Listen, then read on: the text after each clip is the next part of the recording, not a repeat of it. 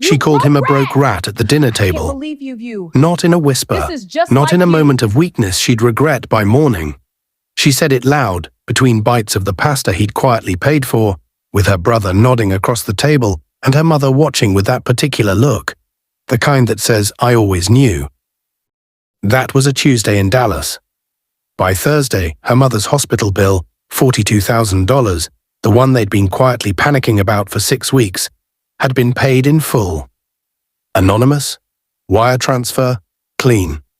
They had no idea it was him. They were still laughing at him over the dishes. Ever had someone look you dead in the eye and decide you're nothing? Not because you failed them, not because you lied or cheated or ran, just because they needed someone to be small so they could feel tall. Yeah, Ethan Cole knew that feeling. He'd been living inside it for 3 years. Picture this, you're sitting at a table in a house on Kessler Parkway, South Dallas. Nice neighborhood, mature trees, wide driveways, the kind of street where people wave when they walk their dogs. The house is a 4-bedroom colonial, solid bones, good roof, fresh paint on the shutters. You pay the mortgage. You have for 2 years. But nobody at that table knows that, because you let them believe it's hers. That was Ethan's first mistake, they'd say later. Or maybe, just maybe, it was his longest play. His name was Ethan Cole, and on paper he looked like exactly what Jessica said he was. 34, quiet, worked some vague consulting gig nobody fully understood. Drove a used Accord, wore plain clothes, didn't brag, didn't flash, didn't argue when her brother Roland cracked jokes at his expense over Sunday football. He'd smile, maybe nod, and get up to refill drinks nobody asked him to refill. Jessica Vance. She kept her name, which should have told him something was sharp, polished, the kind of woman who walked into a room and immediately understood its power structure. She worked in pharmaceutical sales, a top-tier territory, drove a leased Audi, and had opinions about wine and strong ones, about men who didn't perform success loudly enough. They'd been married 18 months when the tide started turning.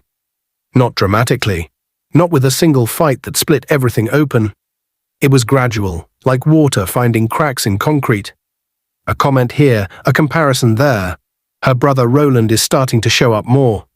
Her mother Doreen moved into the guest room temporarily after her hip surgery, which turned permanent somewhere around month 4. The house got crowded, the air got thin. And Ethan watched, listened, paid attention to things nobody thought he was tracking. The dinner that broke something open happened on a Tuesday in late October. Bills on the table, Doreen's medical statements, a notice from the power company, and Roland's latest ask for bridge funding on his startup, which had been bridging for going on 14 months without arriving anywhere.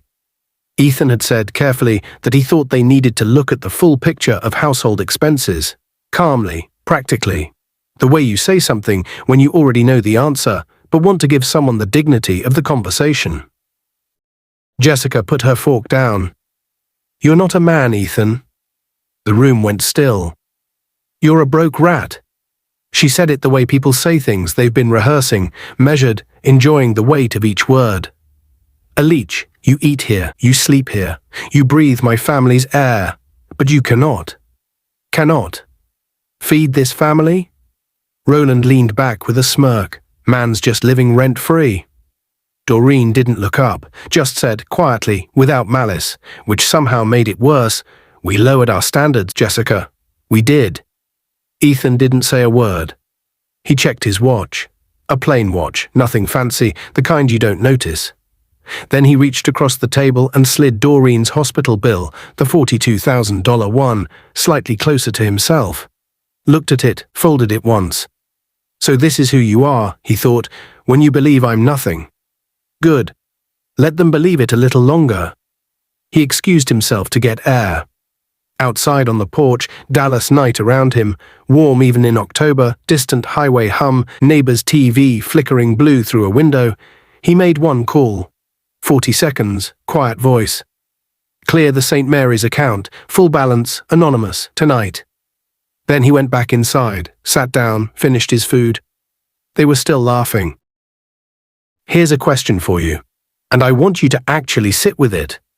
What would you do if you found out the person calling you worthless had been quietly surviving off everything you built? Not borrowing, not accepting help, surviving, structurally, invisibly, like a house that doesn't know it's sitting on someone else's foundation. Would you explode? Most people would. Flip the table, send the texts, make the calls, burn it down loud so everyone could watch. Or would you do what Ethan Cole did? Would you sit back down, pick up your fork and let them laugh, knowing that every single thing they were laughing about inside belonged to you? Drop your answer in the comments. Seriously. Because what Ethan chose next is the kind of move that separates people who react from people who decide. And if you're here for the payback, smash that like button, because this story is just getting started. The double standard revealed itself slowly, the way most ugly things do. Jessica had rules, specific, unspoken, fiercely enforced rules about money that Ethan had taken a long time to decode. Her income was her security. Her investment account, fed monthly, was her future, her portfolio, which she managed with her brother Roland, who apparently had opinions about index funds despite running a startup that had never turned a dollar. Was her private business.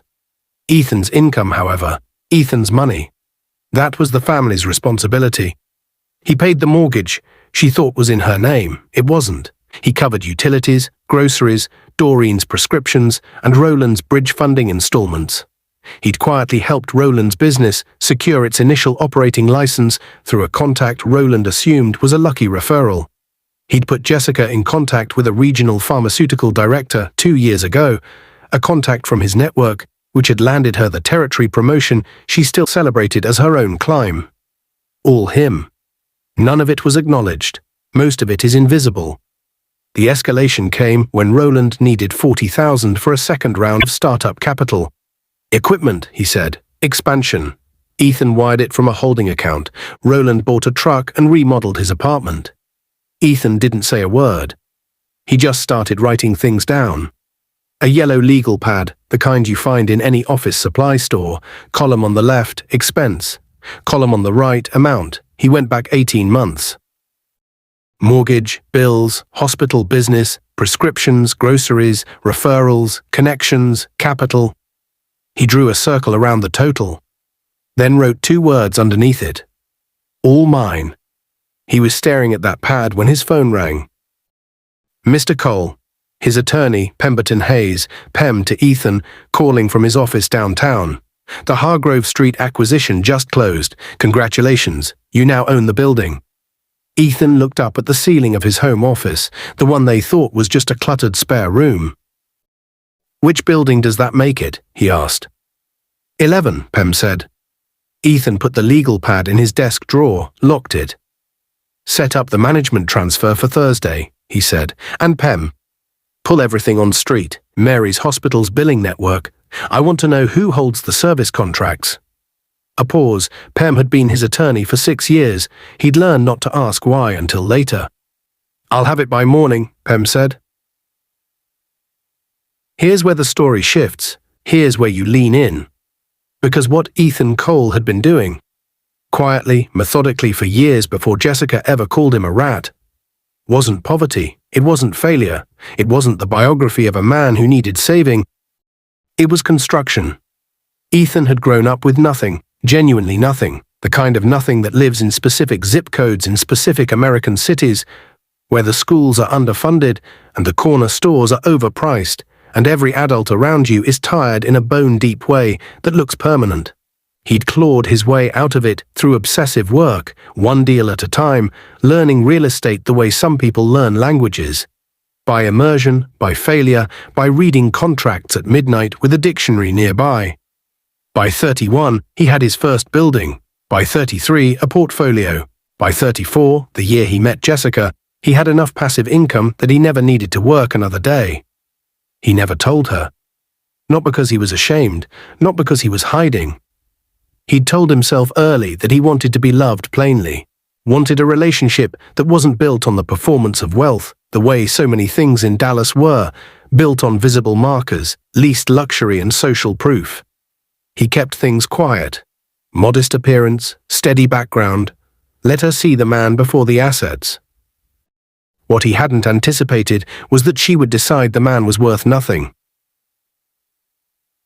The text he found was an accident. Her phone is on the kitchen counter, screen lighting up.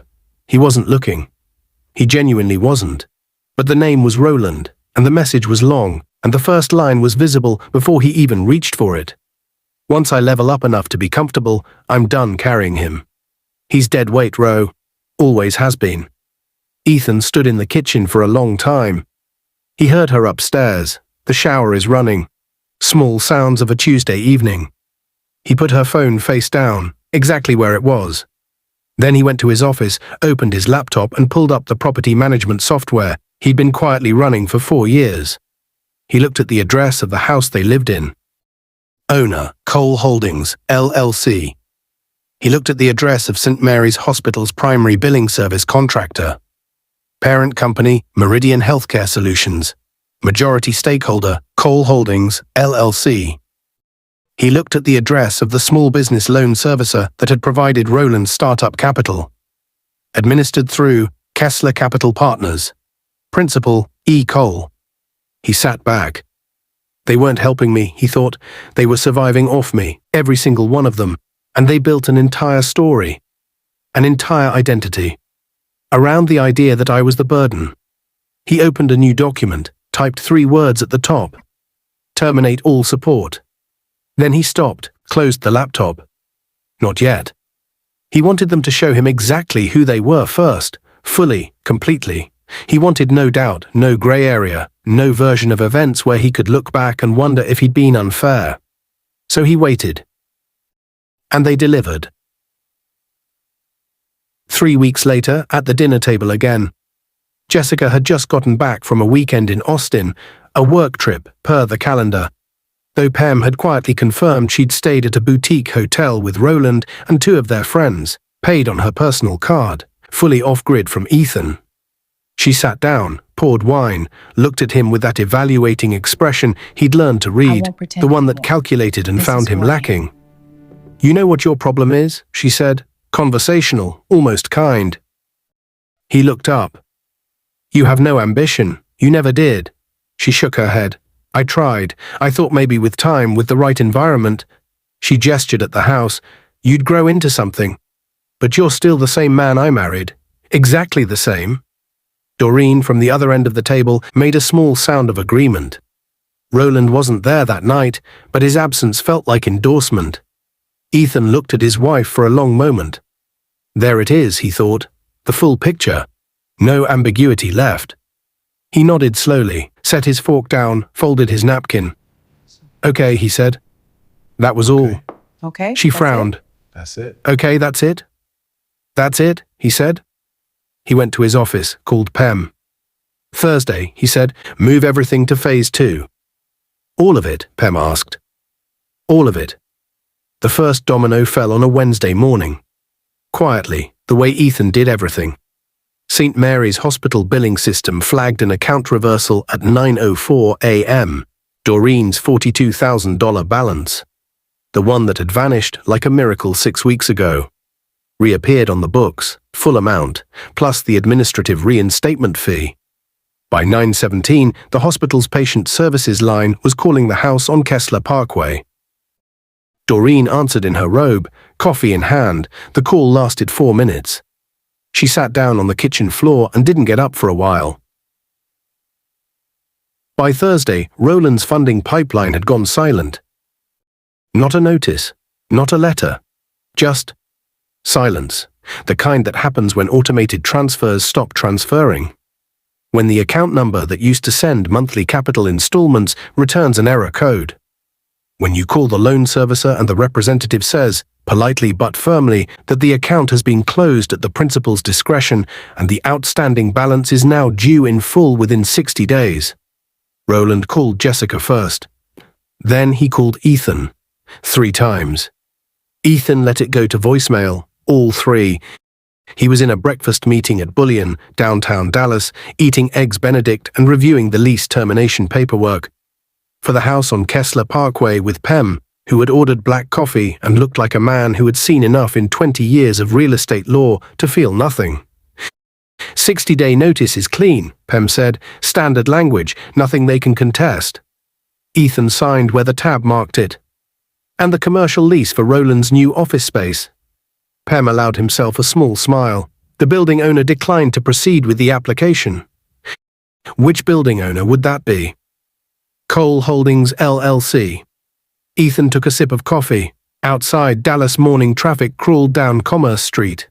Delivery trucks, ride shares, a woman in a blazer walking fast with a phone to her ear, the city doing what it always did, indifferent and relentless and beautiful in its indifference. Send the eviction notice Friday, Ethan said. Standard mail and certified.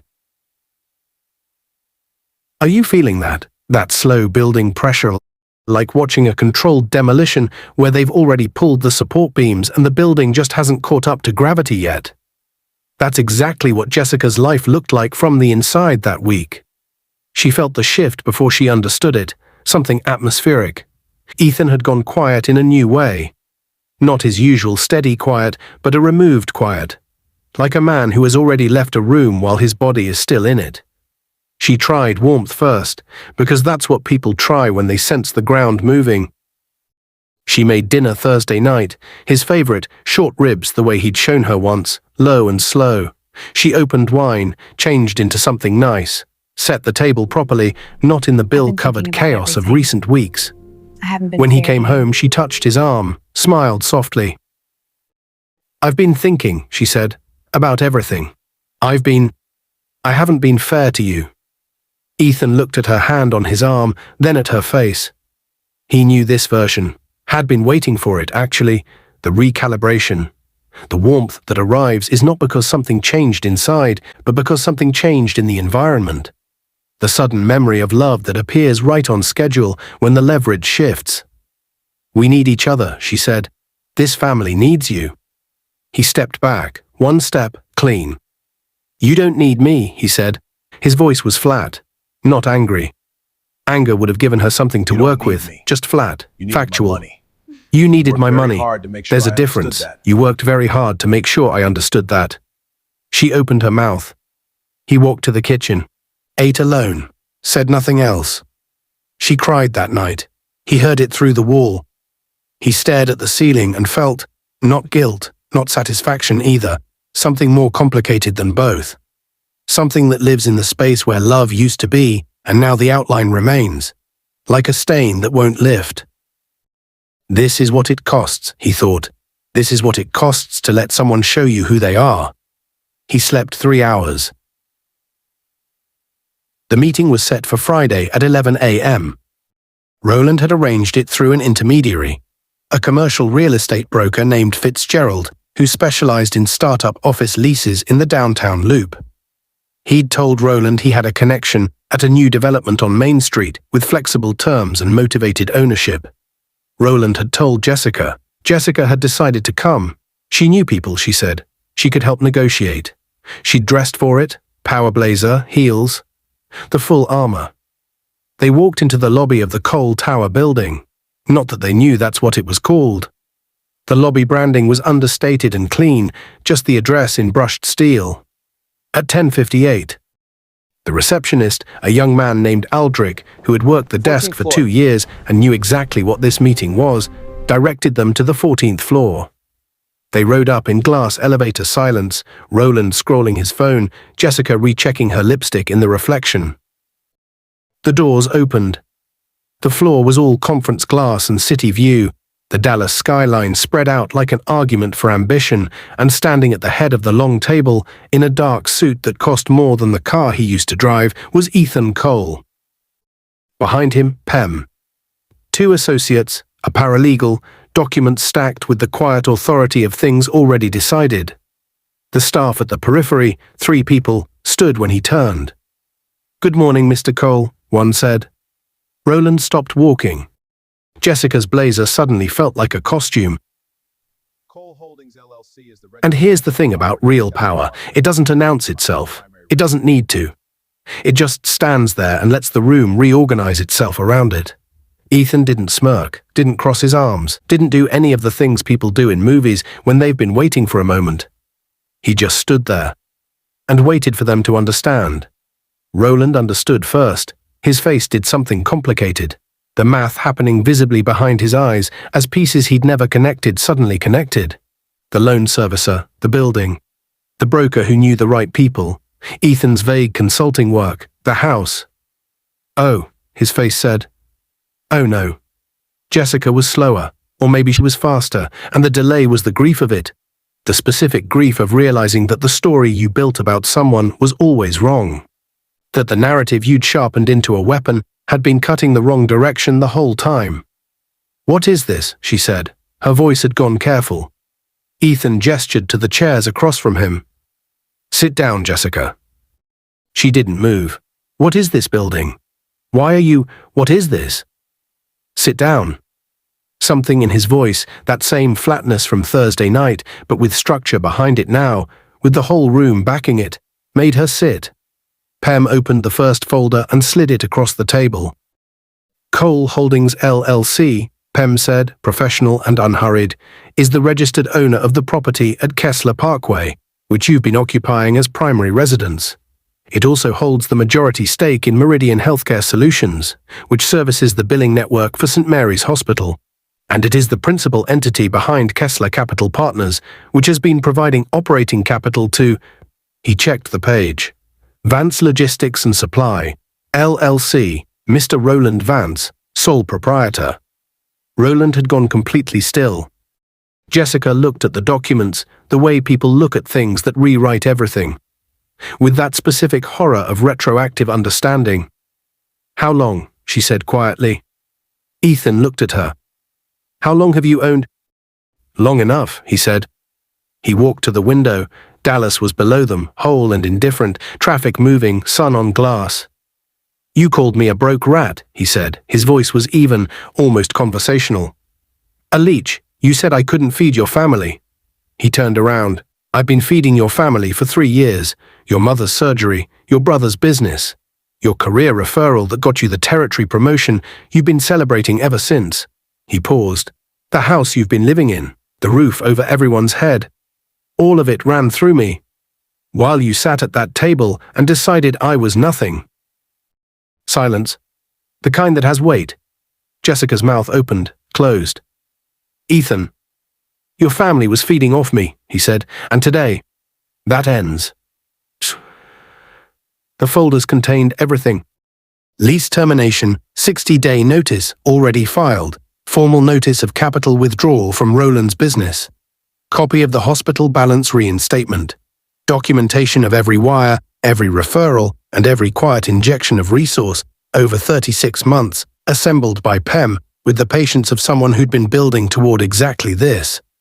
Not for the courts, not for a lawsuit, just for the record, so no one in that room could rewrite the story later. Roland found his voice somewhere around page 4. You can't just pull the funding, there are… Read page 9, Pem said pleasantly. The capital agreement was discretionary and terminable at the principal's notice, which was given, in writing, Thursday morning. You set us up, Roland said, and his voice cracked on the last word. Ethan looked at him, really looked at him, this man who had called him rent-free at a dinner table, who had taken $40,000 and bought himself a truck, who had texted his sister that the plan was to cut Ethan loose once they didn't need him anymore. I gave you exactly what you asked for, Ethan said. Every time, without conditions, without ego. I helped your family because I thought I was building something with someone who saw me. Turns out I was just a resource you hadn't finished using yet. Roland had no answer for that.